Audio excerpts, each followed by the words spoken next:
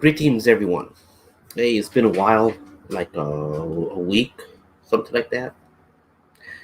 Um, Maybe about 2 weeks, week and a half.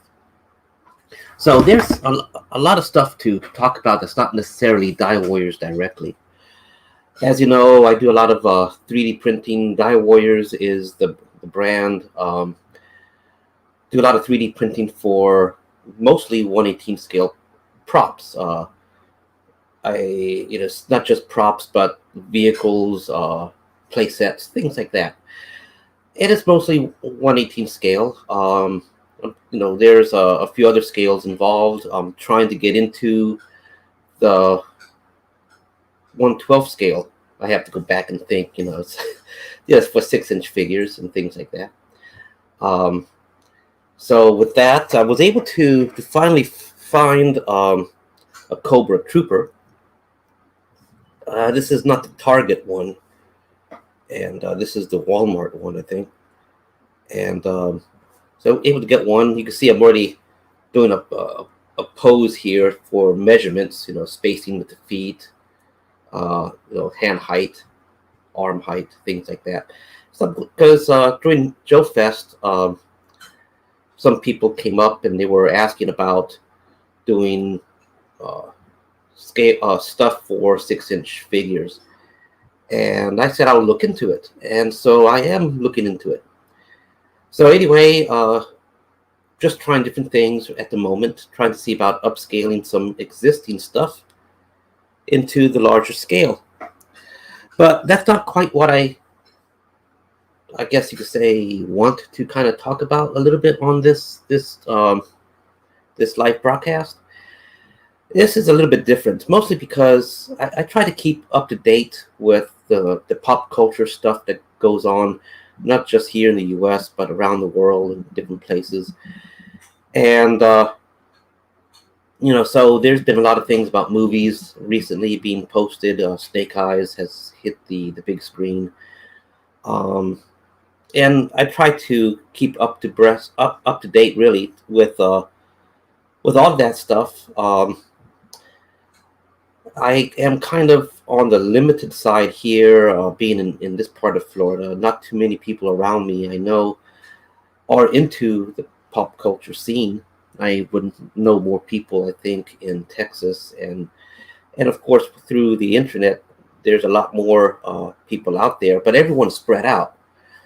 So I end up having to go to YouTube and take a look and see what's out there for people who are reviewing shows, reviewing the current state of like the comic book industry, movies, even toy related stuff. There's a lot of toy reviews that I don't have access to here in the US because for one reason or another, they're brand new or they're just released and they're in places like China and other locations. And there's people over there who are doing excellent reviews before I can even get anything over here. Um, so with Die Warriors, the whole idea is the diorama. And what does that mean? Well, if you're not familiar with it, it's not just one particular brand. So I don't focus on only doing GI Joe from Hasbro or Acid Rain, for example. But I try to incorporate elements of all sorts of different kinds of brands to enhance and make a diorama or a diorama scene, since that's the origin of how I even got involved, getting back into figure collecting. Um, Basically, I got impressed with Dio stories, and I saw people doing some excellent Dio stories online, and it's like I wanted to get involved. And so, but as things evolved, I got more involved with doing my own props, and that eventually led to doing things in plastic, thus 3D printing.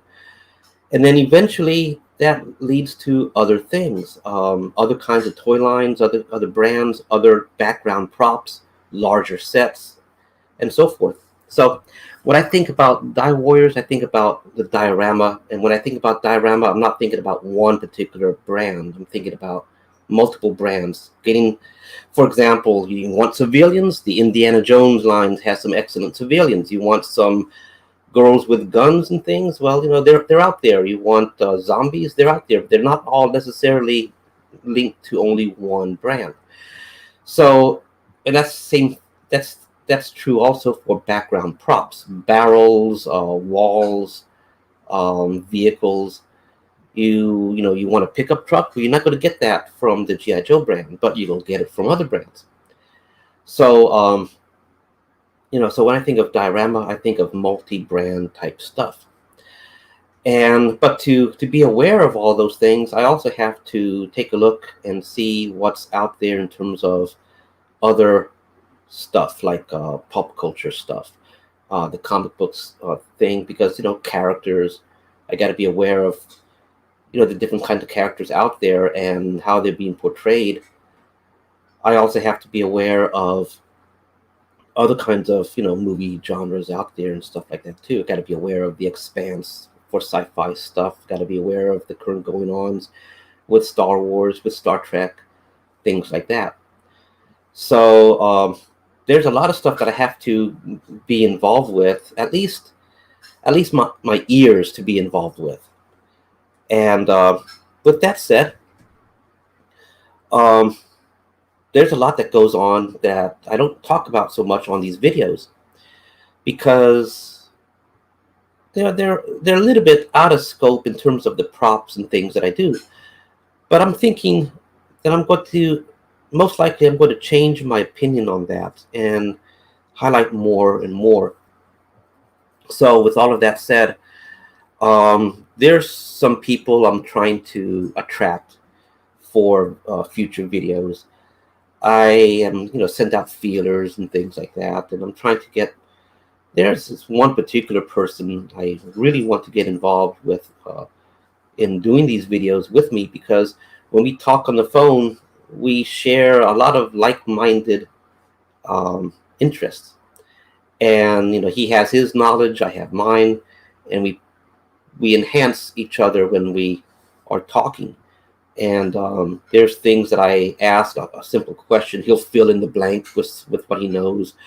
And the same thing is true for the other way. There's things that I know, he doesn't know. And so the conversation, usually we talk on the phone and, try to talk briefly, maybe keep it an hour or something. It ends up going like 3 hours.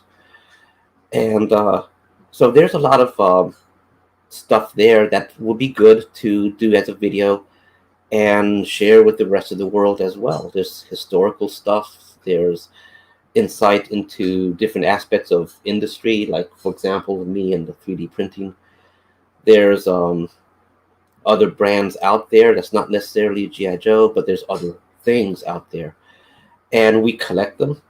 And so I think it'll be very beneficial for everyone who likes figure collecting in general to watch that kind of show. And so that's what I'm trying to move towards, I think. And so with that, I'm trying to also attract other people who have knowledge and who are also fellow collectors, who can basically speak the language we all speak. But until I get to that point, I was watching today, for example, one of the YouTube personalities that I do enjoy, and it's the guy Robert Mayer Burnett, if I pronounce the names properly. Mayer Burnett, something like that. There's a YouTube channel. His is called Robservations, and it's good, I think. The typical format, is basically reminiscing of a particular topic. Or, for example, what got me feeling that I needed to go live today was because the He-Man cartoon remake, update, sequel, He-Man Revelations hit Netflix, and there was, so he's reading an article about the background of Revelations, how it came to be, and where it's going.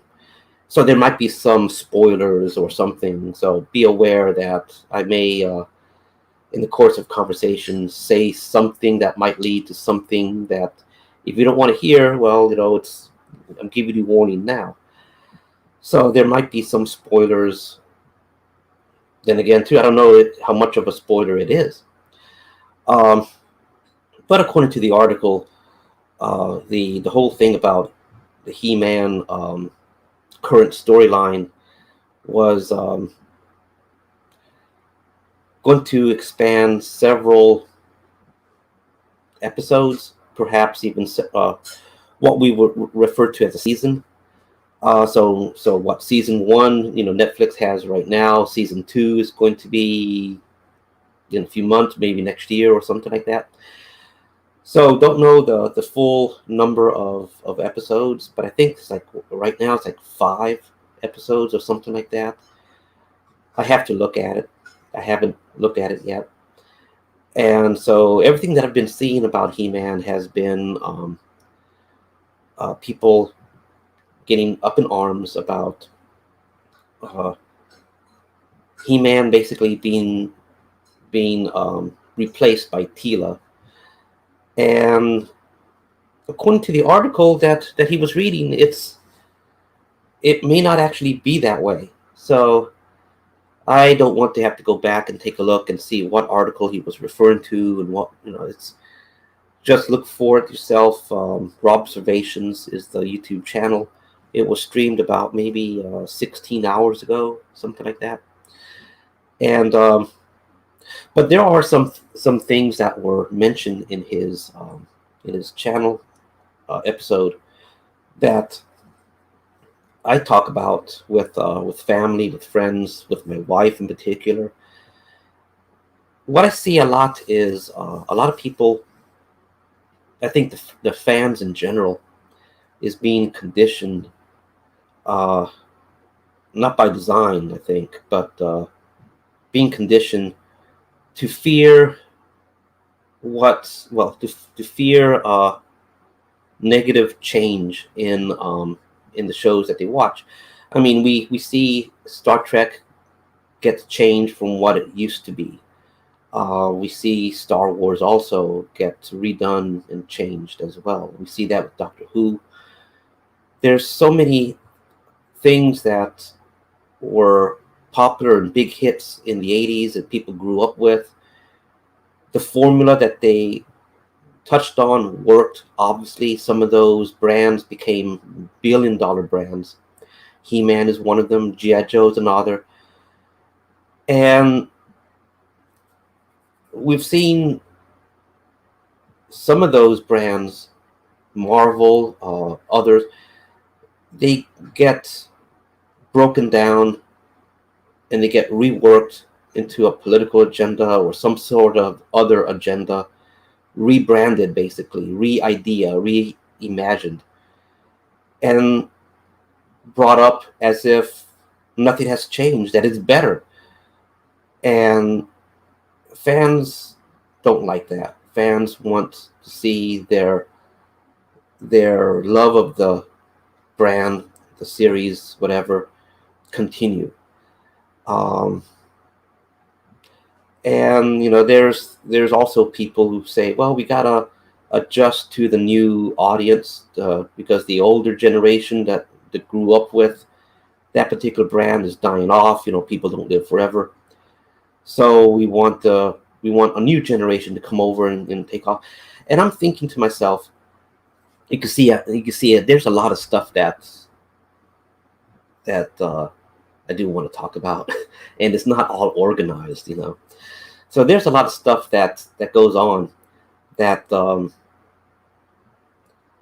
I think fans in general are fearful of what a new brand remake will fail in the way that they have seen their other brands that they grew up with fail.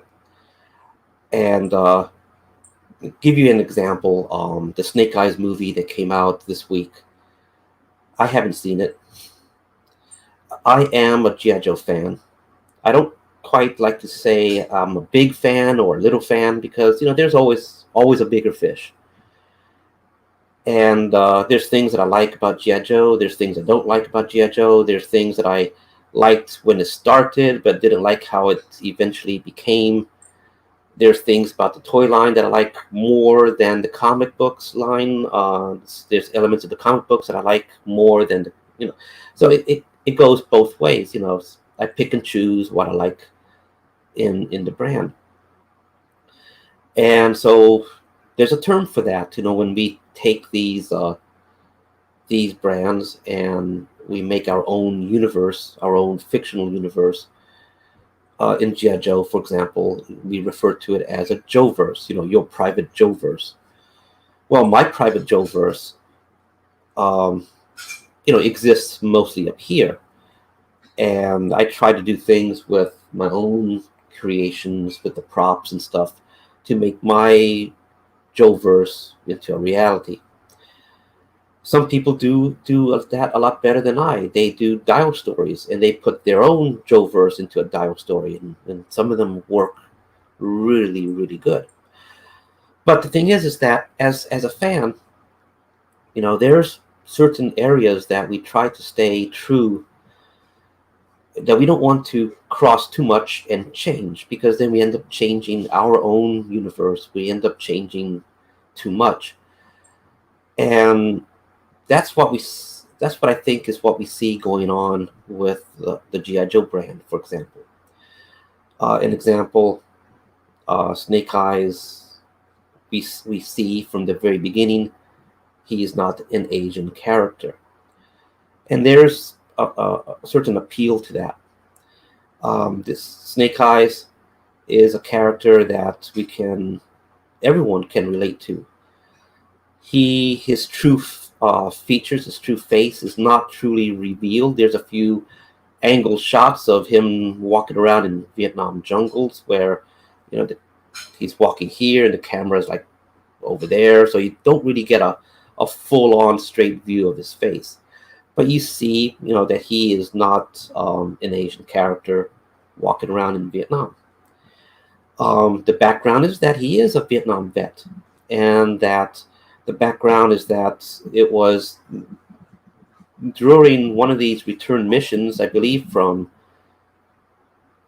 Vietnam or some other, I'm not quite sure, where there's a helicopter accident, the helicopter's damaged. Almost everyone gets out, but I believe one character, Scarlet, is still there, so Snake Eyes goes back in. His vocal cords get all burnt up from the fumes, and his face gets burned up, basically. Well, not just his face, I would imagine the rest of his body also. But so he's very disfigured because he was risking his life to save others. And he doesn't say anything because his vocal cords got damaged up. So he wears a mask. And then when you do see his normal face, it's actually a rubber mask. So he may even wear a mask on top of his Snake Eyes mask. So with all of that said, there's a lot of background that goes on. And as a fan, that's what I grew up with, and that's what I accept. And I remember getting one of these which way type books, one of those books where you would read a part of a story, a paragraph goes on for a couple pages, and you as the reader, or give it a choice, if you would do this, turn to page 6. If you were to do this, turn to page 20. And then so depending on what you would do, you would flip the pages and the story would continue based on what you wrote. I remember there was a G.I. Joe story, and I bought it. I don't have it anymore. I wish I wouldn't. There's a bunch of books I wish I never got rid of, but this was one of them. And one reason why I got rid of it, and I kind of stopped reading it, was because the author had Snake Eyes speaking. And so that's just like, what? Snake Eyes saying something? So now we have a different imagination of Snake Eyes, and it is a different imagination. And people are for the change, and others are against the change. Um, I haven't seen the movie. I may end up waiting for a DVD release rather than go see it in the theater. So that way I can go back and watch it more often. Um, but with that said, the way I see it in my mind, Snake Eyes, seen in the trailer, the movie, and from what people talk about, that is not Snake Eyes. And so, but that's to me. And so I am not contributing to that brand at the moment because it's a change that I see it's too detrimental to the characters, too detrimental to my Joeverse. And that's the thing that I think a lot of places that produce movies, especially these new ones, I think they have to realize that when you have a successful brand like G.I. Joe or Star Wars and such, you're not just changing the direction of the story when you try to reimagine things, but you're also affecting the way the fan has interpreted the storylines all through the years. And the greater the impact, the greater should I say, the more history that has been done with that series before the change, the more detrimental a change would affect a fan. And I think that's what we're seeing a lot of. My voice is getting all rough. I have some green tea with me today, sweetened tea. So unlike the last video, my voice stayed rough the whole time. I'm doing something about it. Lessons learned from previous videos. But anyway, I think that's one thing that I think I think in terms of the current state of shows that are out there, there's too much political stuff that's going on these days being interjected into. I don't want to say political directly. Um, it's like the impression that I get is that someone somewhere, a group maybe, is trying to change the fabric or the culture of a particular fandom, or perhaps even more. Um, maybe this is a crazy conspiracy thing because I have been involved in doing my own conspiracy brand, and so I have to read into all of these other things too. So maybe there's a bit of some of that rubbing off into me. But what I see a lot of, it's really weird. I see a lot of needless change in trying to keep things on topic. For example, G.I. Joe or even Star Trek. You know, there was something that worked. Okay, people liked the Next Generation, Voyager, Deep Space Nine, even Enterprise. It had a lot of what appealed to me especially is that each of those shows uh, based themselves on the knowledge of what was already there. Some of it from the original series, some of it from Next Generation. Klingons, for example, we see an evolution with the Klingons, Worf getting involved, what goes on with the High Council, Worf's discommendation. You see how the Klingons eventually get portrayed in Deep Space Nine. There's a lot of good stuff. And then we have Star Trek Discovery, which completely trashes that. And there's a lot of stuff that goes on with Star Trek Discovery that I just, I don't find at all. I mean, even the flavor of it, even the way it's portrayed. You have basically it's a big dysfunctional family. You have people who have no disregard, no regard for military procedure, really. Uh, no consequence to actions. Um, it's like a big dysfunctional family, and there's elements of that I never liked, and I would see that a dysfunctional, in your face kind of antagonism in various brands.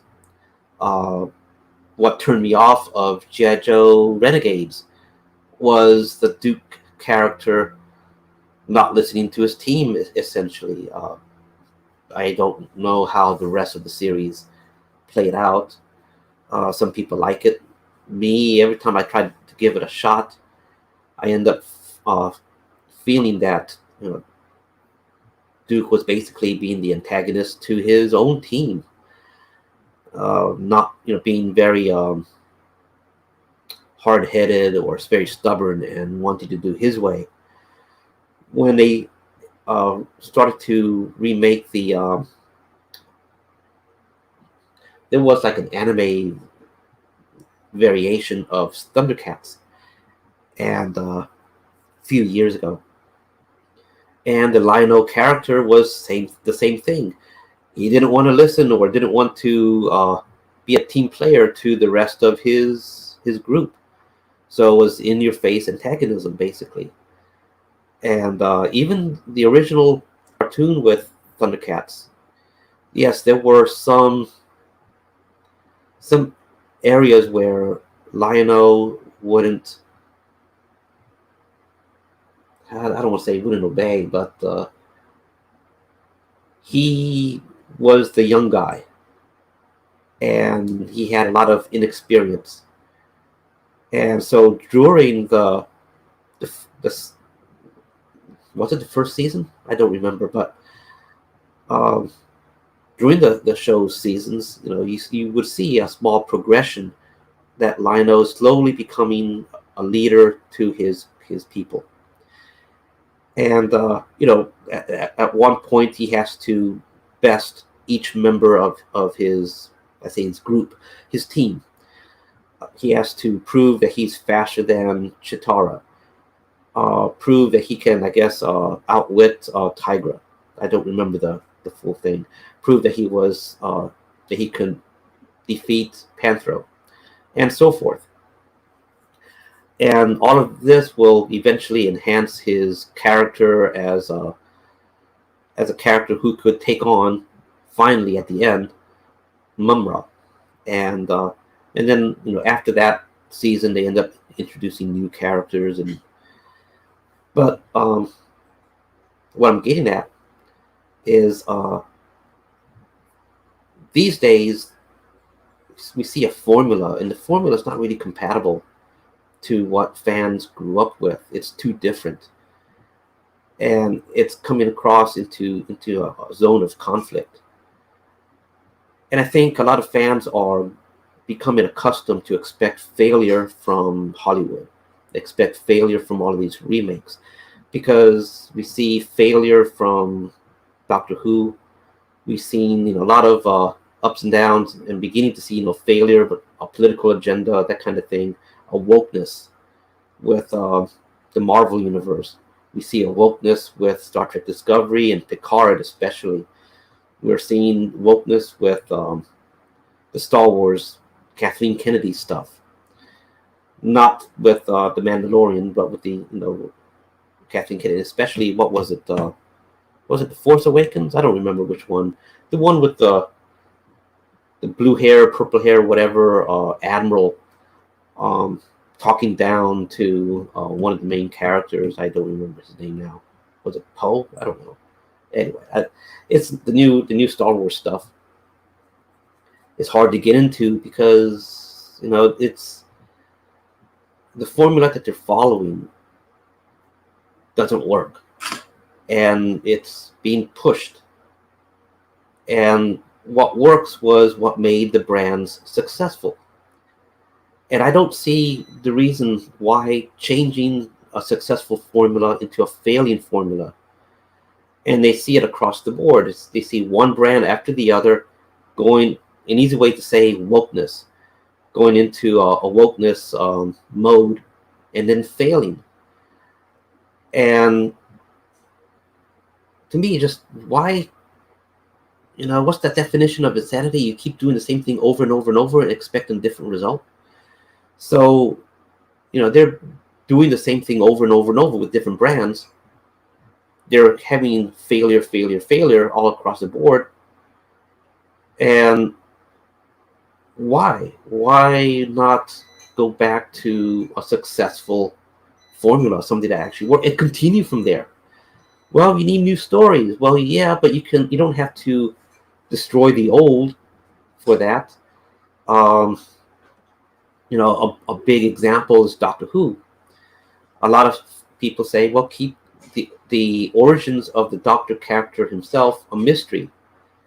Instead, on what they do, they introduce the origins of the Time Lords, basically, and it's a very drastic change.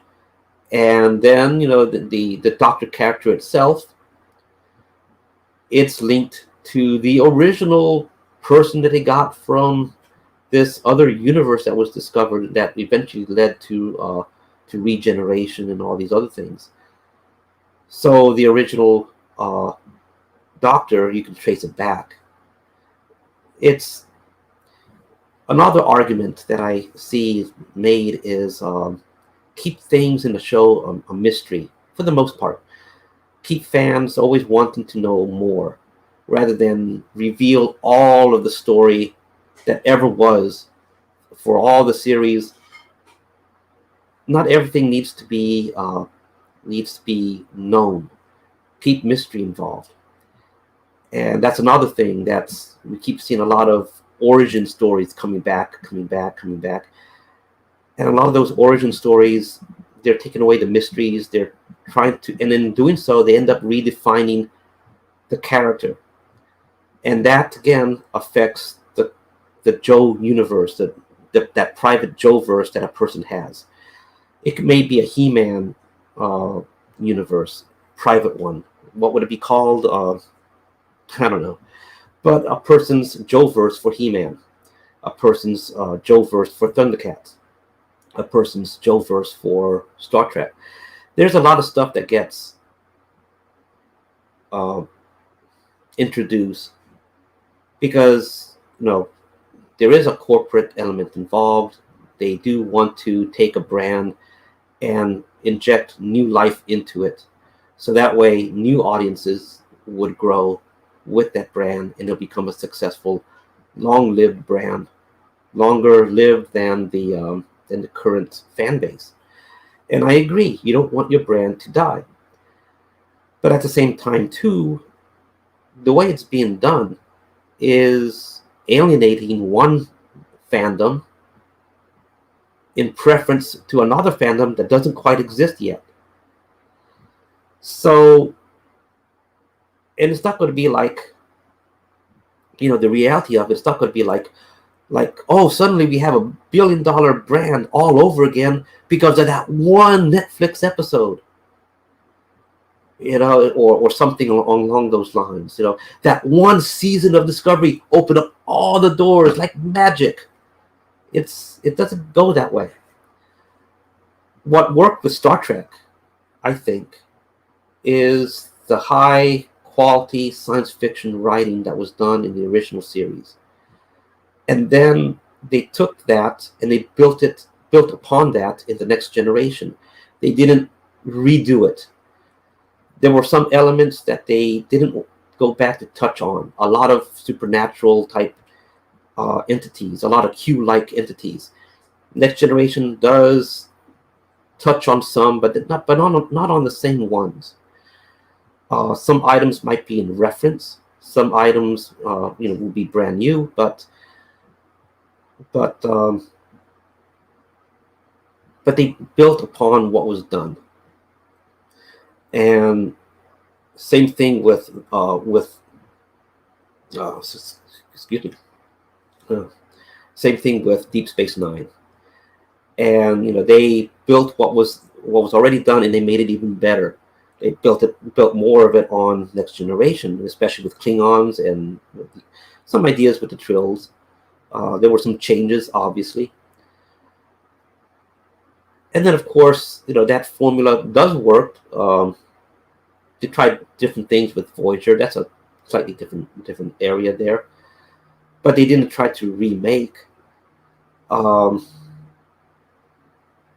I think Star Trek Enterprise, the first two seasons, kind of, I don't want to say kind of dry. To me, I liked it, and but a lot of people got turned off by the first two seasons because there was a lack of adventure, and or something, or just too dry, that kind of thing. And I do kind of agree. But Enterprise, I think, was a good series. They, I think they did a decent job for the most part on back telling some of the story. I don't quite agree with the Klingon retrovirus. I know that was a fan thing. I think that came up first, and they took it from there.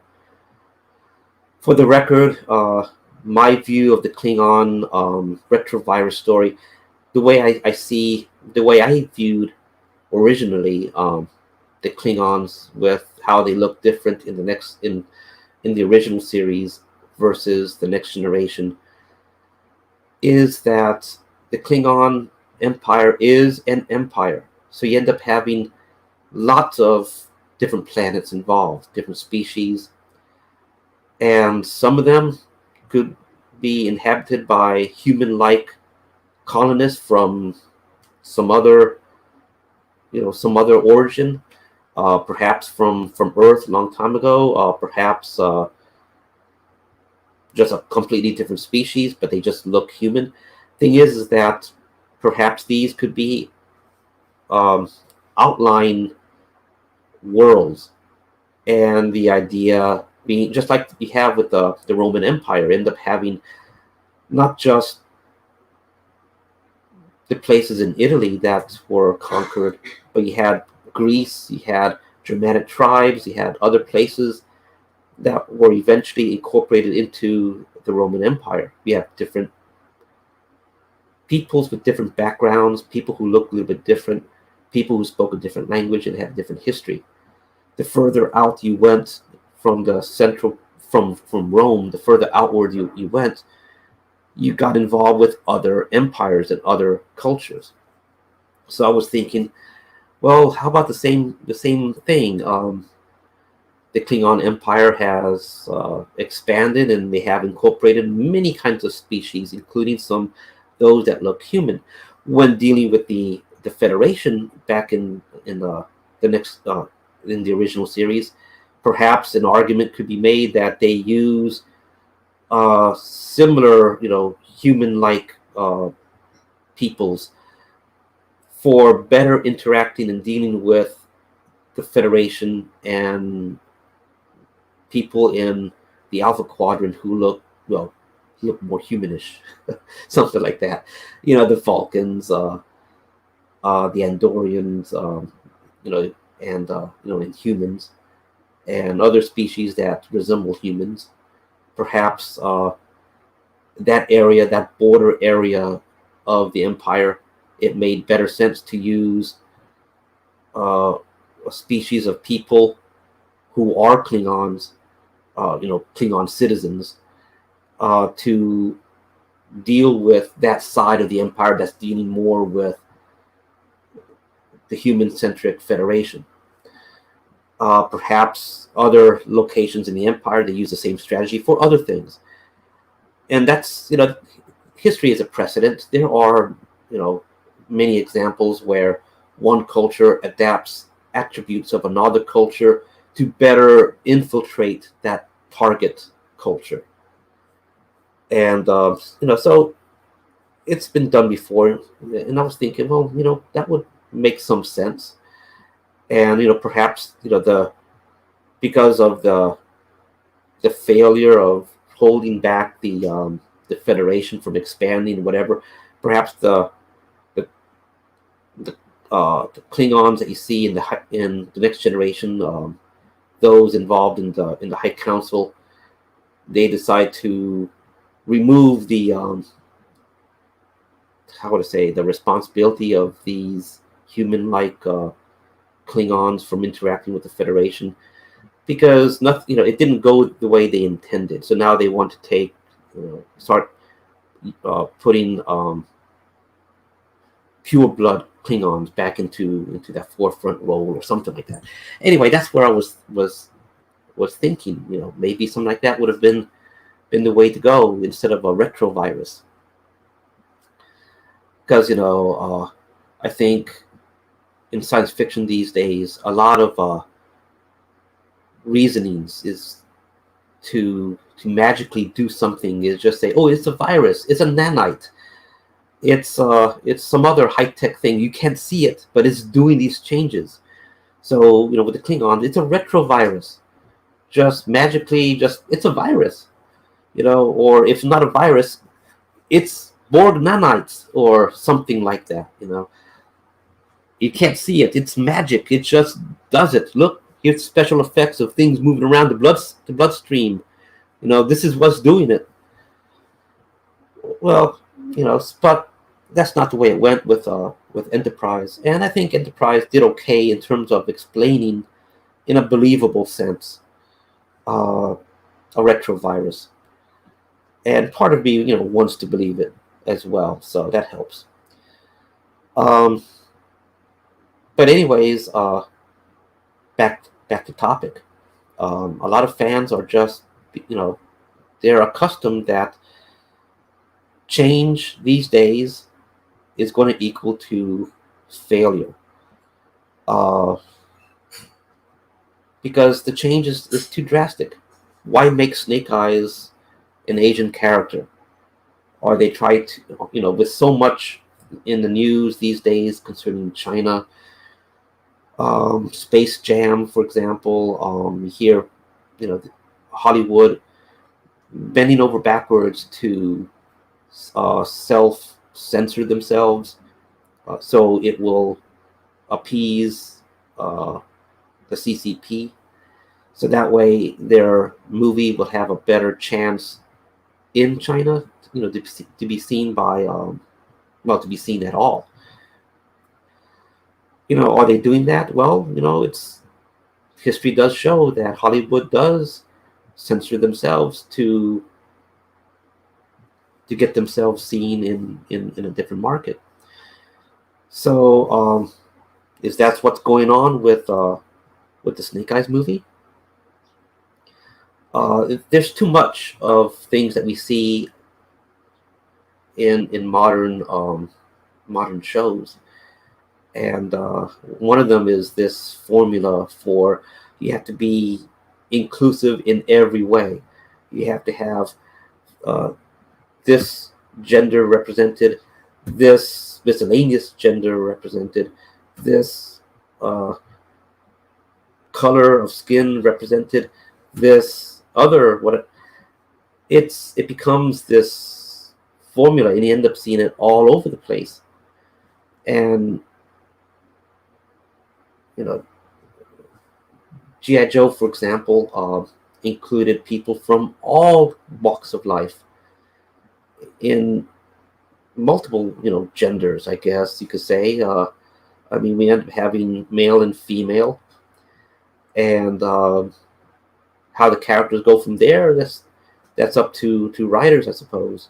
But the thing is that we saw main characters in G.I. Joe, for example, strong characters. Only in the cartoon really we got to see primary characters, but in the comic books we got to see multiple primary characters depending on the missions. Sometimes we'll see Stalker be the primary character. We'll see Outback in other missions being the primary. We'll see Grunt taking the lead every so often. We'll see Scarlet doing the same. We'll see Snake Eyes and Storm Shadow, doing things. We'll see Destro doing things. We'll see, So the thing is that we got to see a little bit of everyone taking the lead role. And in the cartoon, I suppose it's a psychological aspect.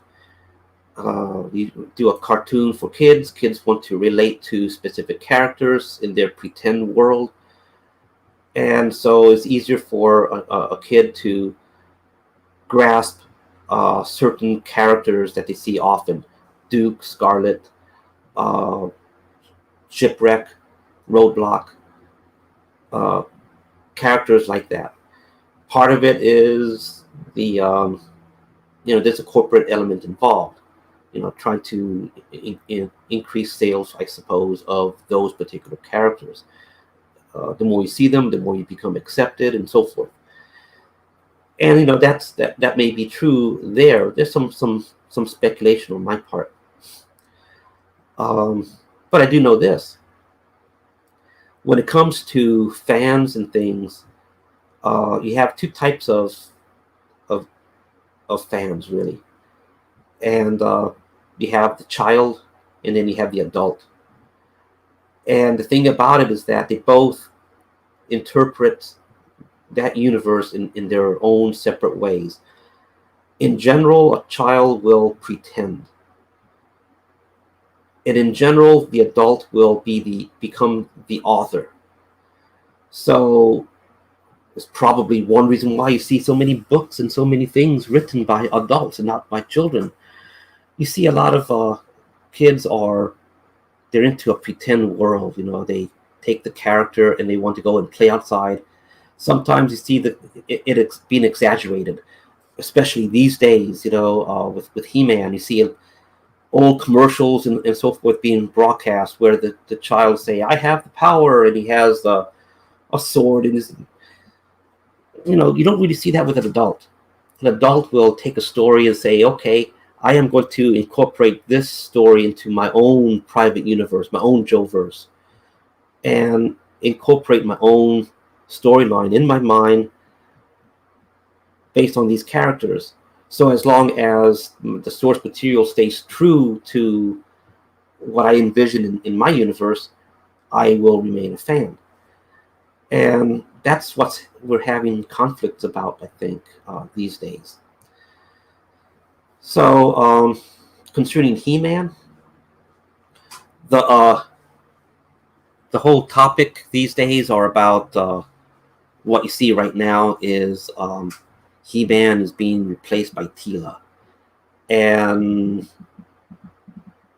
I think and there's things that do indicate that maybe there might be some sort of wokeness message involved, because I haven't seen the series yet. I may not see it for a while. I may see it until they come up with the next season, because I don't want to feel bad when I watch it. And I know if I just watch it as is, I will feel enraged by the change that they did with He-Man, not knowing the full picture of how the rest of the series eventually will go. According to the article read by Robert Mayer Burnett on his YouTube channel, Robservations, it seems positive, in my opinion. It sounds like Netflix is doing, or what's his name, Kevin Smith or something like that, is doing, and his writer is doing a very long arc storyline. And it seems like right now they're trying to follow the classic formula of myth. And if you're not familiar with myth, the basic pattern is you have a character and their world gets destroyed. Basically, their world, what they know, gets destroyed. Then there is, so the classic thing of myth is life death, rebirth. And so you have a character, you set up the character. This is how the normal life of the character goes on, and then something happens. There is a death, the character's world, and then the character, it goes through an adventure, perhaps meeting other characters along the way, and then finally the final confrontation, the rebirth. And you see the pattern of myth in many storytellings, and it's a very successful pattern. It's a very successful formula. Conan, for example, not knowing about the books, okay, just looking at Conan the movie, Conan the Barbarian, the original with Arnold. You see Conan as a kid growing up with his father, talking about swords, metal, Crom, and or however it's pronounced. And then his world ends. There's a raid. Conan's family is killed off. Conan is no longer free. Now he's taken as a slave to work in some mill area, going around and around and day and night. And eventually you see him grow up. Then of course comes the adventure. He is set to fight. He learns fighting there, and then he is released. And then he has his own little, adventures there, finding the sword that will become his primary sword, his iconic sword. Meeting some other characters for the rest of the movie, and then finally the rebirth of finally taking on the guy who did the raid, basically the main bad guy, the big boss, as well as all of his other minion bosses, and taking them all down. So you have your life, death, rebirth pattern there. There's a few other things where you can slice up the rebirth part into multiple segments, or the death part into multiple segments, and you can so there's a lot of studies when it comes to doing myth for storytelling. But essentially that's the pattern, and you see that all over the place. You see that with Star Wars. You see that in many.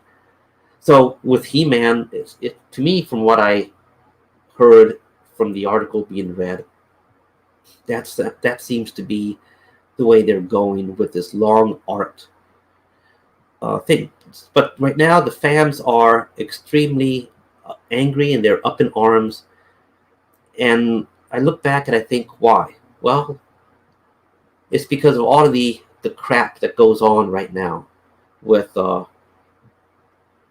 different universes that people have invested their childhood in, their adult life in, whether it's collecting comic books or collecting movies, whatever. But there's lots of franchises out there right now that's being redone or have been redone, and it's really screwed up a lot of the fan base stuff. It seems to be, with Star Wars, there seems to be some good news involved. Seems Jon Favreau with the Mandalorian seems to have won the final battle with Kathleen Kennedy, and it seems to be that things with Star Wars is going back onto the proper track. And in other words, classic George Lucas Star Wars rather than Kathleen Kennedy Star Wars, and that's a good thing. So the thing about it is that there's, the fans realize this, corporates realize this. The new formula is not working. Go back to what worked, the original. Don't change the original formula, but add to it.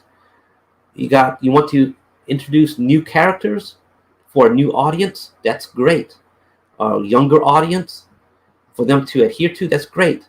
You don't need to, for most things, you don't need to go back and say, we're going to redo the whole history. Now this is the new history. You know, for example, I am a Robotech fan, and Harmony Gold is, they go through this type of stuff often. Right now, I don't know who owns the property for Robotech now, but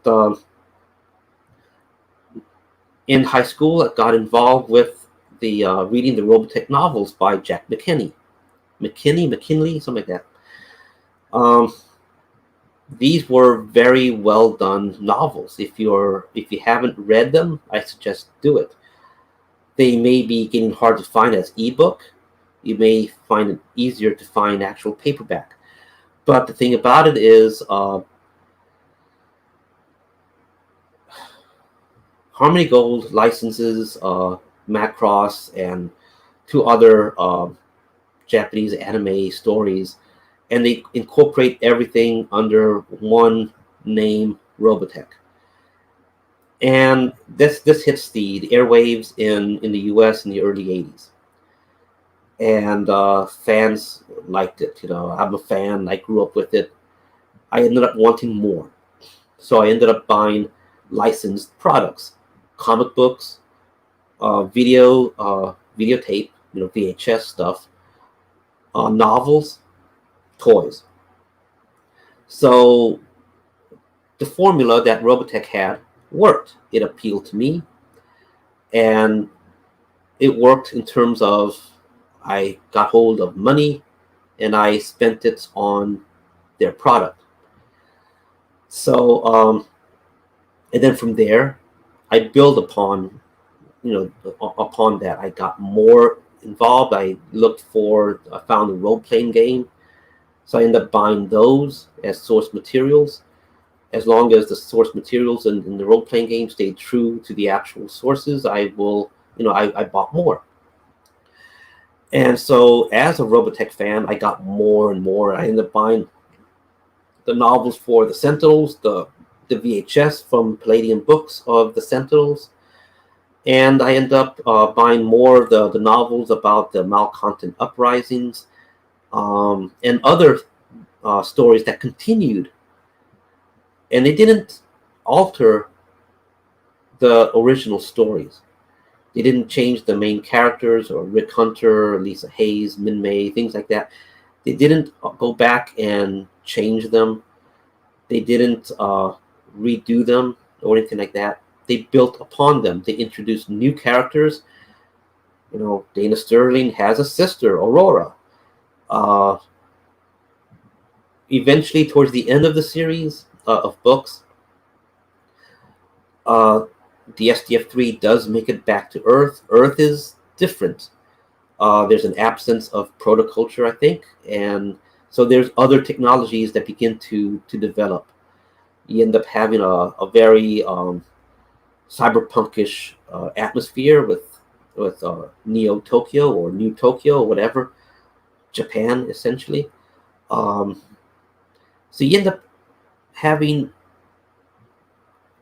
a build-up, an evolution based on the old, and it didn't destroy the old. Why can't modern writers do that with current brands? Something that was mentioned on Robservations today, and I have mentioned it before to my brother and to my wife, and so I'll mention it again here, is that I'm thinking of how to say it. Sometimes the impression that I get is that, and you see this a lot with interviews, it comes up every so often, so-and-so, a writer, has never seen an original of this particular whatever series, and so they're now contracted to write for this re-imaging or sequel or whatever you want to call it of a new series that will build upon the old series. And the thing is that the writer or director or the actor or the actress is out there saying that they have never watched an original whatever series, of this series. They have to go back and read the books, or they have to, or something along those lines. They have never. A case in point, with Star Trek. There are people out there writing, apparently, who have claimed they have not seen the original series. So they had to go back and watch the original series real fast, or something along those lines. I speculate what some places do is that they say they don't have time to go back and watch, let's say, for example, The Next Generation, or all of the Star Trek stuff. So they rely on, let's say, for example, those fan favorite DVDs. You see them every so often. The top 10 essential Next Generation episodes, the top 10 essential Deep Space Nine episodes, the top 10 essential Star Trek whatever episodes. And they'll have like a condensed series of, well, how many episodes are in one season of Next Generation alone? It's like, what, 24, 26? And then you have how many seasons? Like around 7 seasons. So that's like almost 200 episodes, right? And of those, the source material that they're using to go back to is 10. What I'm trying to get at is, you come across every so often of writers, or someone being contracted to redo a series, and they don't have the time to go back and do proper research. So they want the cliff notes. They want to just get the gist of it.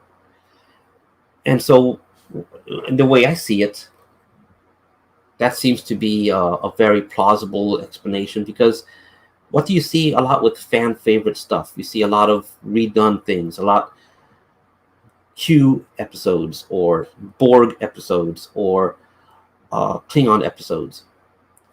So if you don't know anything about Star Trek, and you just rely only on like the top 10, top 20 Star Trek episodes, you might think Star Trek is only about the Borg, or only about Q, or only about the Borg and Q and Klingons, and a little bit of some other ones here and there, but mostly about those things. So you end up having a trope type thing being done, instead of boldly going out into the galaxy and exploring strange new worlds. You end up having redone stories, a trope. Borg after Borg after Borg. Time travel. Klingon. You end up having that being done over and over and over until it's like just too much. There's more to Star Trek than time travel episodes. City on the Edge of Forever was fantastic. And then you end up having a number of other time traveling episodes. Okay, well, alternate universe to another. Okay, that's it's good to have a little bit here, a little bit there, just to kind of offset the grand list of episodes where they have other stories and other things going on. But to constantly repeat the same trope over and over, it's like it's like, come on, it's too much. So that's another thing that I see that's going on with a lot of stuff that's happening. And there's a lot you can say to wonder and speculate about. Sometimes they'll say money talks, and that's true, especially in the corporate world. But I wonder, in what way is it talking? Is folks at who owns a particular brand sitting together in a conference room, and they're saying, the fans must love this particular episode the way it was done. We need to do more like it. They like it because there's a lot of ratings. Ratings means, ad revenue and money and things and licensing. And so, and that's the thing, so when I hear people talk about, like, for example, the G.I. Joe Snake Eyes movie, we need to support the movie to support the brand. If not, the brand is going to die and we'll never get any more of that brand. And I disagree, because there's a lot of investment already in that particular brand. The brand may go into a hiatus status for a while, but eventually it'll come back. The thing is that, it's like I was thinking a few days ago, well, if you don't like crap, but you pay to watch crap, then the producers who made that crap is going to produce more crap because they think that you like that crap. So, I was thinking like that. And, which is true. If you don't like the way a particular brand is going, don't support it with your wallet. Because, yeah, if that brand changes, it becomes something that you don't like, but you still support it, then you're never going to get what you liked. And yeah, it may die away. Then, someone may come up, you never know, someone may come up and say, hey, look, here, the new stuff, it failed and died, but the old stuff still lives on. Let's bring back the old stuff. And, look at Mandalorian or so, the new stuff was just terrible with Kathleen Kennedy doing those new Star Wars stuff. Things didn't make sense. A lot of it was just, fan service. Fan service may not be bad. Too much of it can be, but done well, done true to its history, fan service could actually be good. Everything in life is a balance. So you do it right, you'll get a good response. But I think with the Star Wars case, it was done in a bad way, interjecting a different path in the story, essentially to change the history into something that it wasn't, and try to go back and say, hey, look, this is going back to the big reveal when I was talking about with Doctor Who.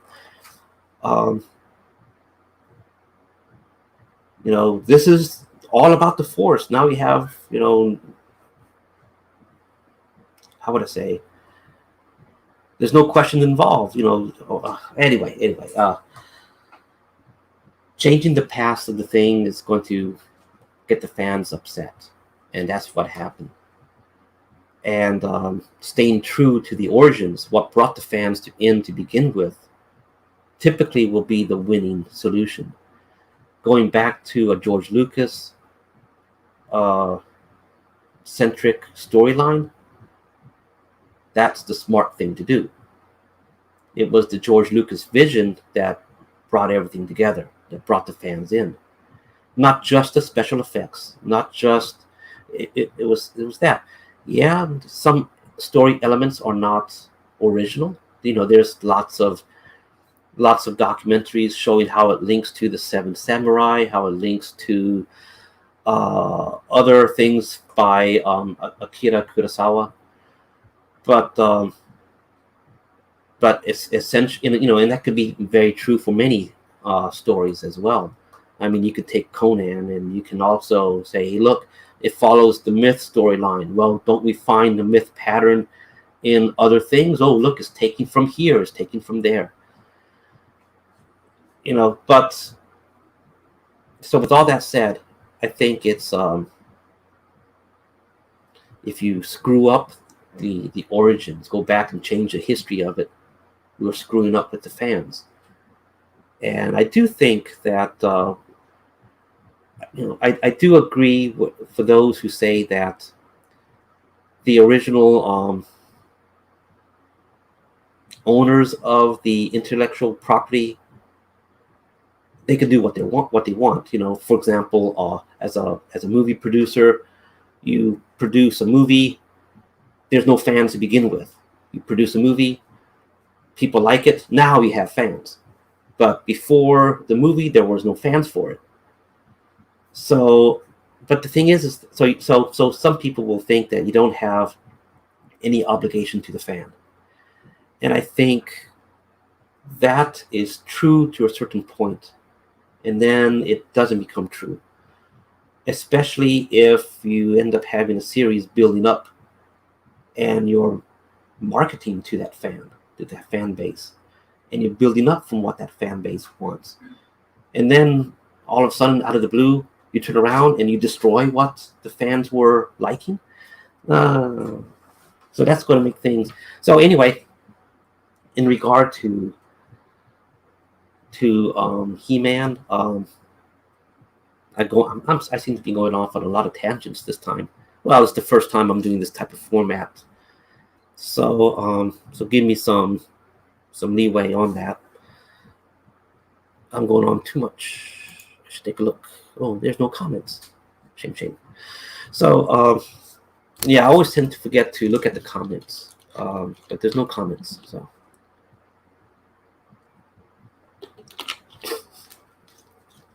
So okay, just a few more minutes, and then I'll close it up. So anyway,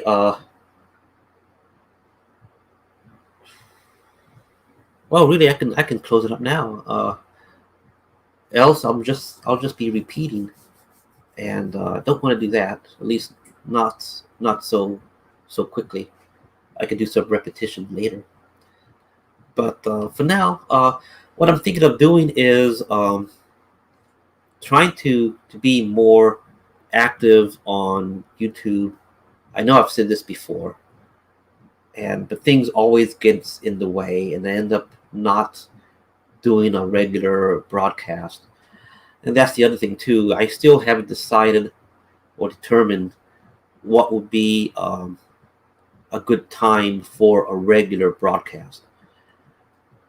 I seem to do the broadcasts when I get in the mood. Watching your observations today, I got in the mood. If I watch Midnight's Edge, I may get in the mood. Other ones I watch, Neurotic is a good channel to get into. Heel versus Babyface is another one, especially if you want to know about ratings numbers. Because, for example, I heard today that on another channel I watch is Geeks and Gamers, which is a good one.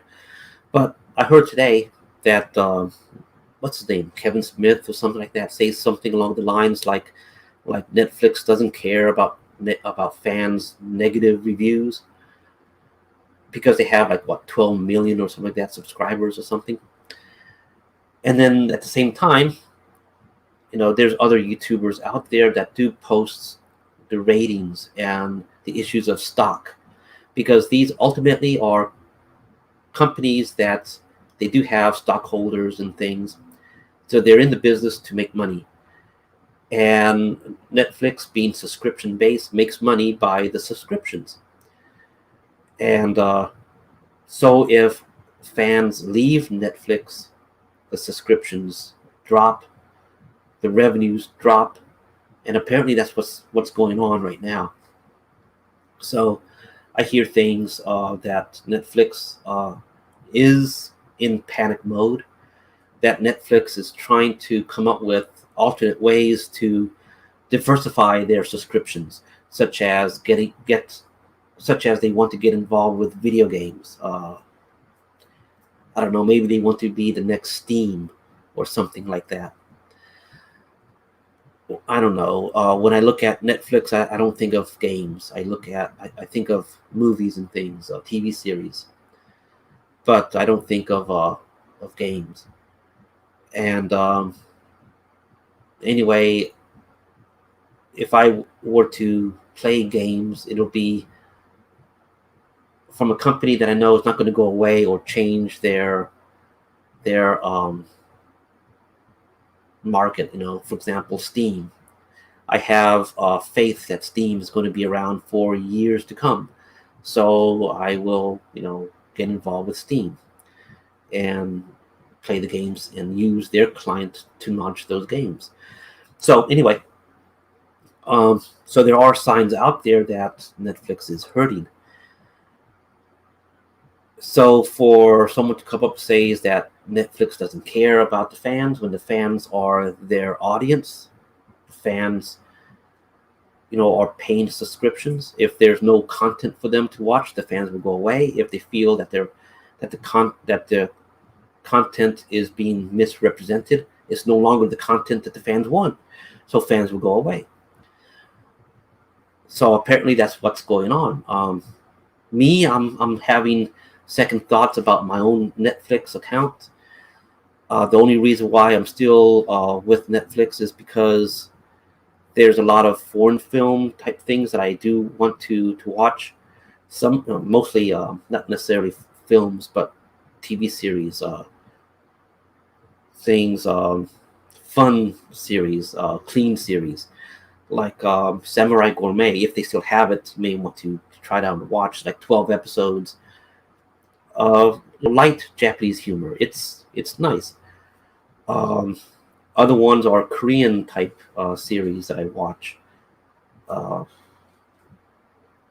Good Morning Call is one. It's a Japanese one that is entertaining. Um, what's the Korean one but the food?